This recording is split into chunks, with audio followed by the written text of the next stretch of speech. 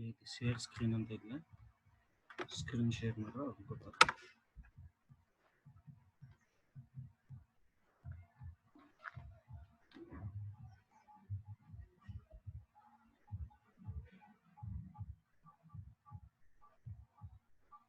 ಒಬ್ರು ಜಾಯ್ನ್ ಆಗಿಲ್ಲ.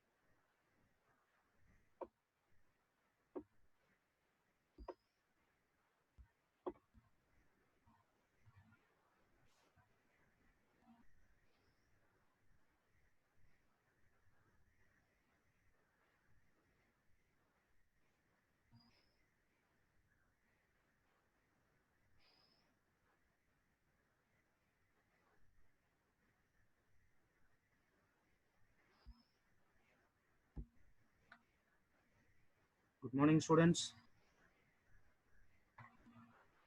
Good morning, sir.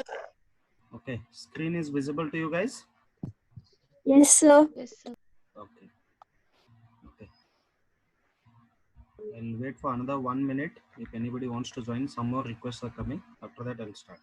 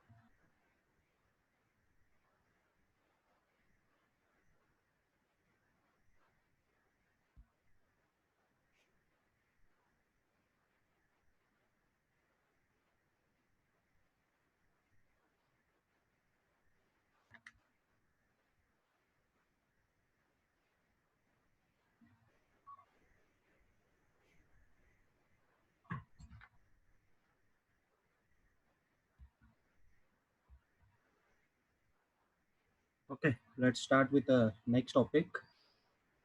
I hope you people have gone through those multiplexing videos. Say yes or no, because in the third module, the first topics are multiplexing. Under that, frequency division multiplexing, time division multiplexing, wavelength division multiplexing. I had sent around 2 videos on that. So out of these three, one will be compulsory for the exam. He will ask either frequency or time division. If you have not gone through those videos, please go through it and understand the topic. If you get any doubt, you can get back to me. So that multiplexing mainly we have done in order to combine all the low signal into high signal. That is nothing but 10 low signals we can combine and make it as a one big signal. Instead of sending all small signal, we can combine them all, and using your multiplexing concept which you have studied in your analog and digital electronics, combine all the low bandwidth signal into one high bandwidth signal. So how that bandwidth will be utilized, that we have already seen in frequency division as well as time division and wavelength division. If not, please go through the video once again, because that is for the efficient use of the bandwidth. And the next topic which I am going to take today is a spreading. Bandwidth multiplexing already we have finished. The second topic is spreading. From this, one question is going to come in your exam. That is either, there are two types. One will be compulsory in exam. So first we'll see the main objective of this chapter also. With respect to multiplexing, as I already said, it is for the effective utilization of the bandwidth. That is nothing but, if the bandwidth capacity is 10 Mbps, then we have to try to make use of entire 10 Mbps. We should not waste any bandwidth. That to make it happen, what we have done, we have combined all low signal bandwidth into one high, then we have transmitted. That is for the efficient bandwidth usage. So that is why we have done the multiplexing. Then coming to the spread spectrum, the agenda of this also is same. Here also we are going to combine the signals from different sources into one larger bandwidth. But their objective is to effective utilization. That is nothing but more efficiently we have to use the bandwidth. But here our agenda is not efficient bandwidth usage. Here our agenda is we have to transmit our data without any errors. That is the main agenda. That is nothing but, in between there should not be any jamming. That is nothing but, there should not be any blockage of the data. And eavesdropping, that is nothing but, no one else can hack our data in between, because spreading will be used in a wireless applications. We have seen many wireless applications like forest monitoring system, weather monitoring system. In all these cases, our wireless sensors will be distributed all over the entire network. So each and every wireless sensor network will be having a capacity to transmit the data. So this spread spectrum is mainly used in wireless applications.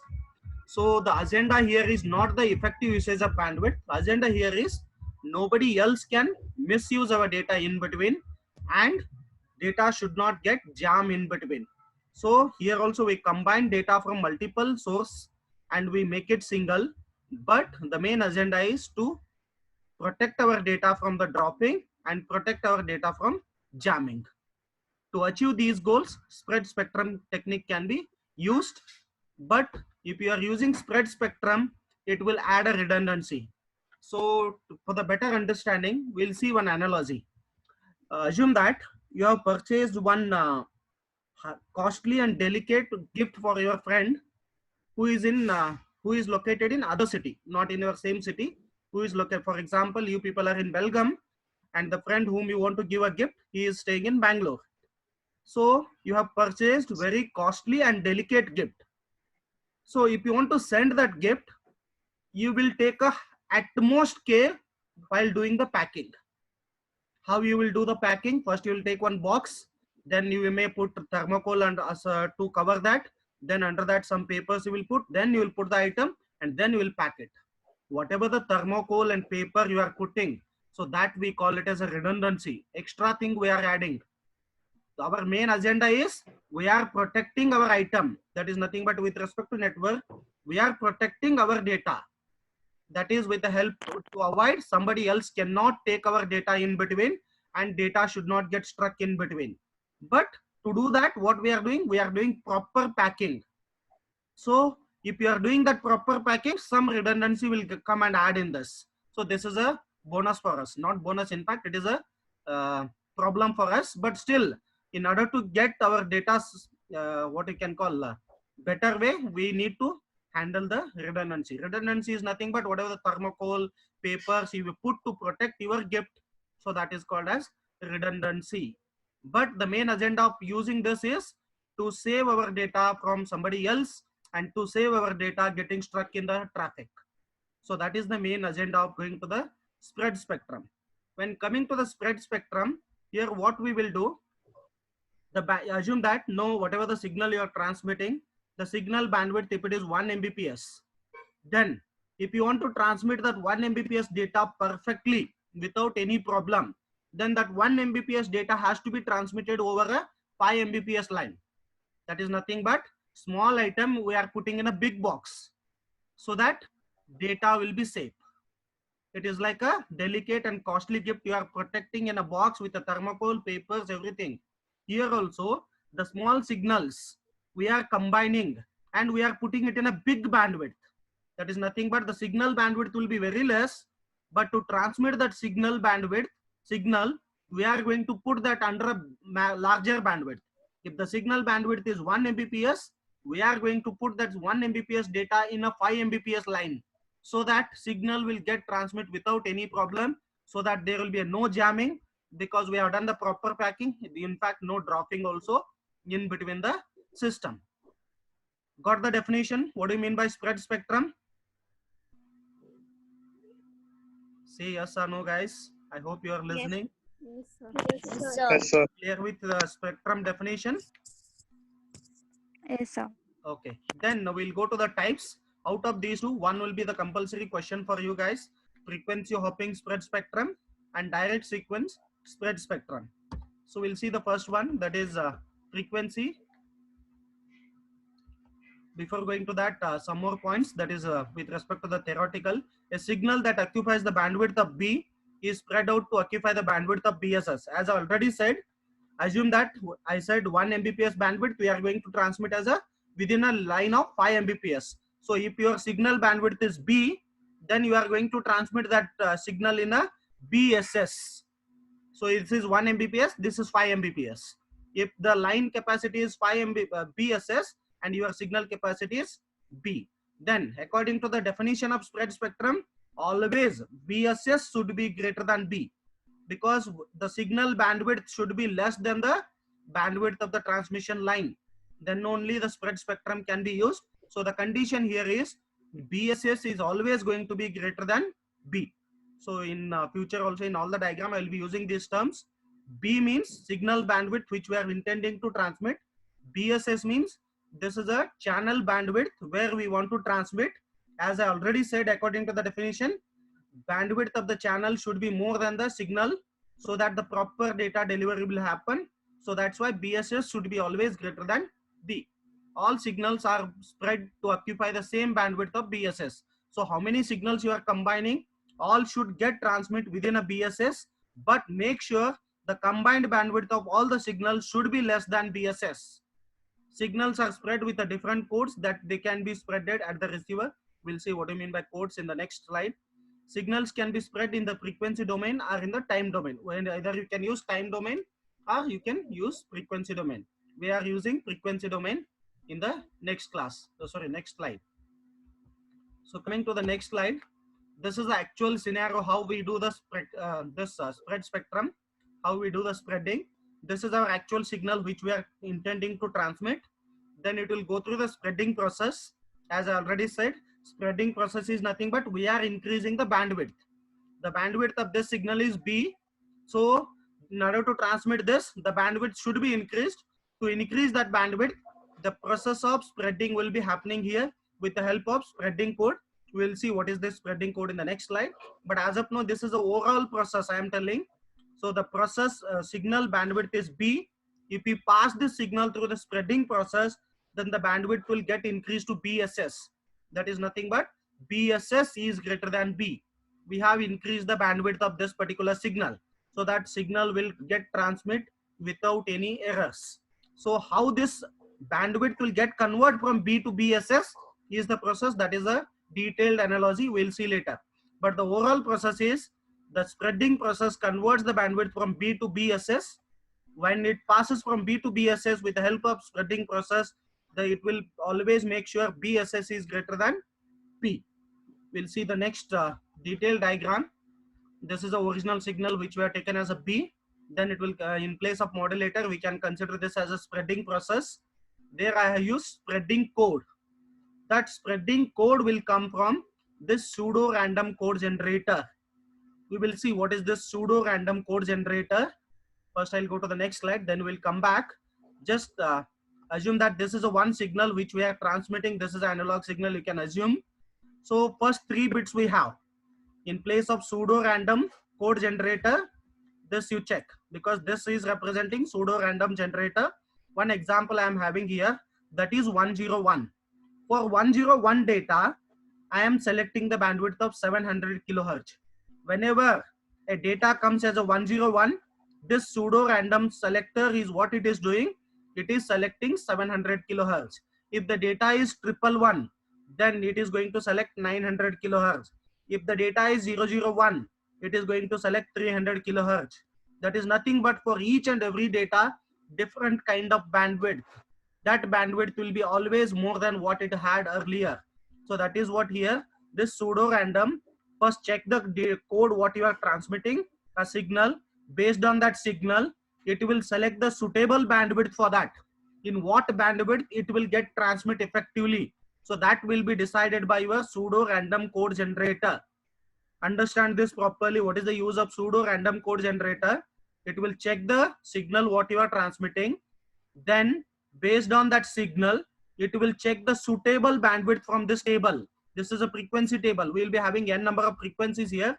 As we have here, many frequencies are available. Because I am using 3-bit, then 8 frequencies are available, because already we know truth table of 3-bit, it is 00 to 111.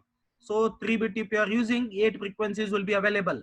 So based on your signal, always the suitable frequency in which the signal will get transmit effectively to the destination will be selected here. For 101 signal, the effective bandwidth or the suitable bandwidth is 700 kilohertz. So that selection will be done by our pseudo random code generator. From where it will select? It will select from the frequency table.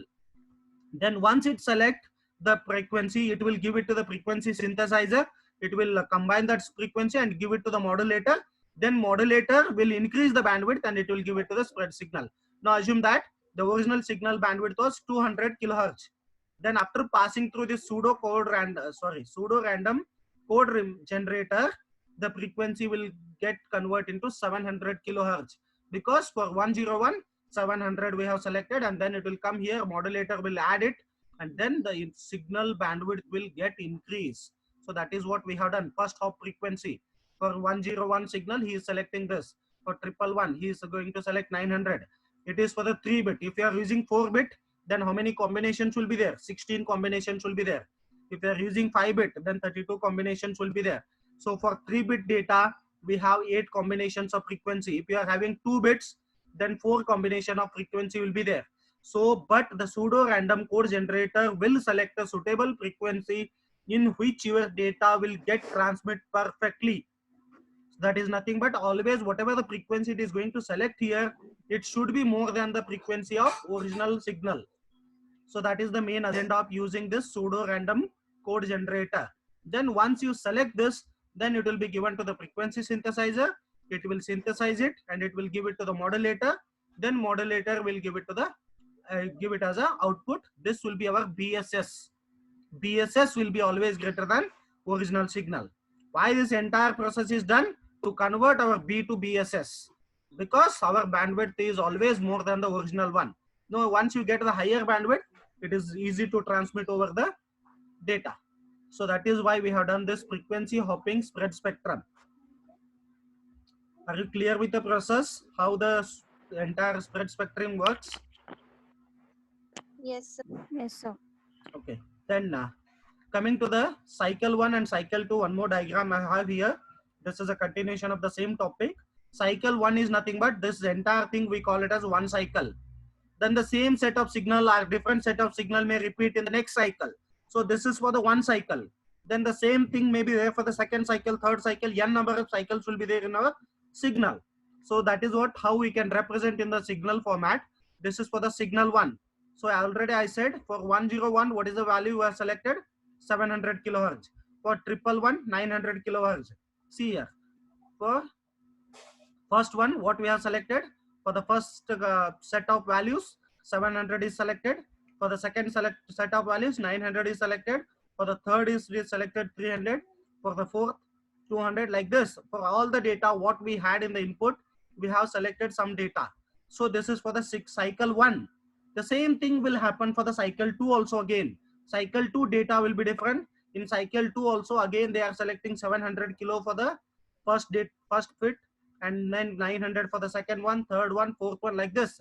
Every cycle will have a data representation like this. Whatever the value you are getting selected here with the help of pseudo random code generator, that will be represented from cycle 1 to cycle 2, cycle 2 to cycle 3. Then it will continue as long as how many cycles we have. So that is how our frequency hopping spread spectrum works. So here just I have tried to compare the previous topic and this one.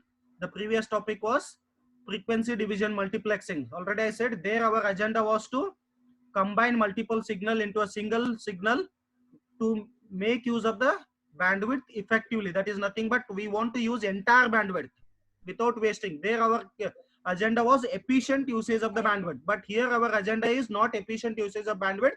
Agenda is to select the transmit the data without any errors, or without jamming, or without attacking anybody in the middle layer. So that is the main agenda of this particular topic. So here, for example, the F1, because in frequency division multiplexing, we used to divide our bandwidth into multiple channel, F1, F2, F3, F4. Here I have divided my bandwidth into 4 channels. So whatever the bandwidth I have given to the F1 is not going to alter in between. Whatever the bandwidth I have given to F2 will not get alter in between. Whatever is given to F3 will not get alter. So it is a fixed one in our frequency division multiplexing. But when it comes to the frequency hopping spread spectrum, whatever the bandwidth I have given to the channel 1 will be keep on changing. If it is for the code 101, so this bandwidth will be there. If it is for the 111, this bandwidth will be there. If it is for another data, this bandwidth. If it is another data, this bandwidth. So there is no bandwidth fixed in case of frequency hopping spread spectrum. But in case of frequency division multiplexing, always the bandwidth is going to be fixed. So that is the one comparison we need to do with respect to the frequency division multiplexing and frequency hopping spread spectrum. So this completes the first topic, that is frequency hopping spread spectrum. In most of the question paper, frequency hopping spread spectrum only he asked. For that, first you need to explain the definition, then this overall process, why we will do. We in order to increase the bandwidth, that is BSS should be greater than B. Then here the actual process will happen using pseudo code random generator. We select the suitable frequency in which the data get transmit properly. Then this all diagram you have to explain. Then the comparison. This all will be usually asked for 8 to 9 marks. Is it clear? Yes, sir. Yes, sir. Okay, then another small topic. The second one is nothing. In fact, most of the question paper he targeted frequency only. This another one is there, that is direct sequence spread spectrum. Here I have not written the full form. The DSSS indicates direct sequence spread spectrum. So the agenda here also same, but the methodology is changed.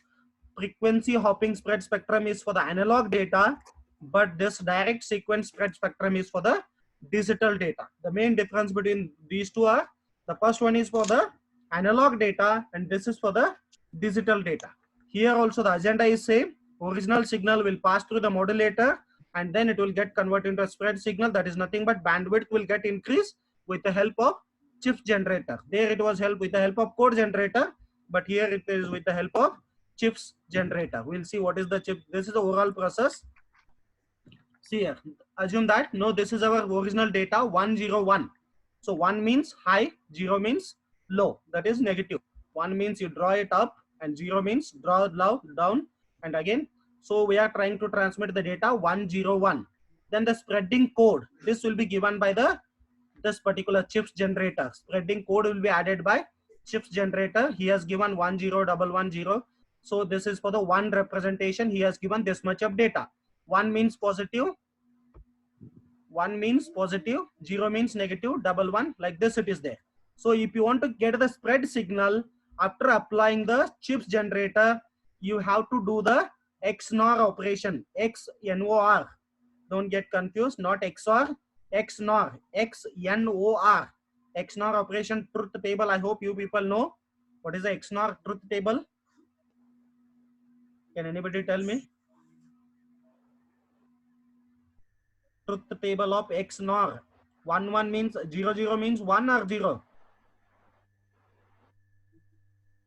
1. 0 means 1. 0 1. 0. 0 1 0. 0. Then 1 is 1. So that is a XNOR. 1 is 1. So 0 0 is 1, 1 is 1, and remaining 2 are 0. So now you have to do the XNOR operation for the original signal 1 with this 1. 1 means 1. So it is positive. Next 1 0 means 0. So it is going to be negative. It will come down. Next 1 1. Again it will come up. Next field is also 1 1 1. Then again it will continue because both are positive. Next 1 0. Then again it will go down. So like this 1 1. Again all three ones are there. 1 1 with 1 positive, 1 1 with positive, 1 1 1 positive. Then 3 zeros are there. All three are negative. Next 0 1. 0 1 means again 0. It will continue in the negative only. Next 0 1. Sorry 0 0 1. Then it will come up. So in fact the original signal was negative, but here we are getting a positive. So once we do the XNOR operation of original signal with a spreading code, then the spread signal we will get. So this is what we call it as a, this is what we call it as chips generator. This code will be added by your chip generator. So do the XNOR operation of original signal with a spreading code, then we'll get the spread signal. So this spread signal bandwidth will be greater than original signal. The intention of doing this all is to increase the bandwidth so that packing will happen properly, so that data will get delivered properly to the destination without any traffic and without any in-between misuse of the data. So to do that, you need to do the XNOR operation for this. Is it clear how the DSSL works? Yes, sir. Okay, this completes the multiplexing as well as spread spectrum chapter. The next chapter is CRC. That we'll see it in the next video, next class. CRC or some problems are also there in that cyclic redundancy check. If I complete that, then third module will get over.